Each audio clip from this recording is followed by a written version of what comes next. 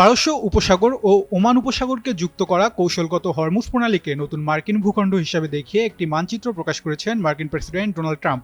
Truth সোশ্যালে প্রকাশিত সেই মানচিত্রে প্রণালীটিকে ঘিরে লেখা নিউ ইউএস টেরিটরি। তবে গুরুত্বপূর্ণ বিষয় হলো এটি কোনো আনুষ্ঠানিক ভূখণ্ড দখল বা আন্তর্জাতিকভাবে স্বীকৃত সীমান্ত পরিবর্তনের ঘোষণা নয়। শুধু সামাজিক যোগাযোগ মাধ্যমে একটি মানচিত্র প্রকাশ করেই কোনো জলপথের আইনগত মালিকানা বদলে যায় না। আন্তর্জাতিক আইন অনুযায়ী হরমুজের জলসীমা ইরান ও ওমানের সঙ্গে সম্পর্কিত। তবু ট্রাম্পের বার্তাটি নিছক প্রতীকী বলেও উড়িয়ে দেওয়া যাচ্ছে না।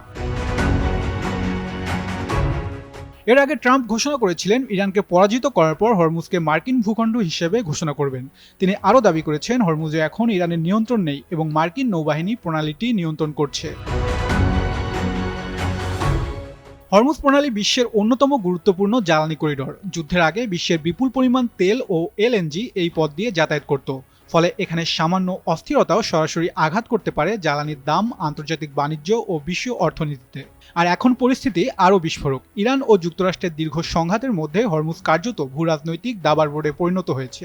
ট্রাম্প একদিকে বলছেন প্রণালী খোলা ও সচল, অন্যদিকে মার্কিন নৌ অবরোধ বহাল থাকার কথাও জানিয়েছেন। একই সঙ্গে তিনি দাবি করেছেন সব নৌমাইন সরানো বা নিষ্ক্রিয় করা হয়েছে। তেহরান অবশ্য ট্রাম্পের ভূখণ্ড দাবিকে প্রত্যাখ্যান করেছে এবং এটিকে ভ্রান্ত ধারণা হিসেবে আখ্যা দিয়েছে। এমনকি ইরানের পক্ষ থেকে পাল্টা প্রতীকী জবাবও এসেছে। যুক্তরাষ্ট্রের ক্যালিফোর্নিয়াকে নতুন ইরানি ভূখণ্ড হিসেবে দেখানো হয়েছে। অর্থাৎ হরমুজ এখন শুধু একটি জলপথ নয়, এটি ক্ষমতা, জ্বালানি, সামরিক নিয়ন্ত্রণ ও আন্তর্জাতিক আইনের সংঘর্ষের কেন্দ্রবিন্দু।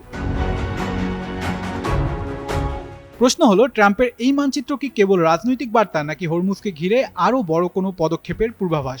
উত্তর মিলবে হয়তো যুদ্ধের পরবর্তী অধ্যায়ে। তবে একটি বিষয় স্পষ্ট, হরমুজের ঢেউ এখন শুধু উপসাগরে নয়, তার অভিঘাত পৌঁছে যাচ্ছে গোটা বিশ্ব অর্থনীতিতে। তাহসিন বর্ণ, যুগান্তর নিউজ।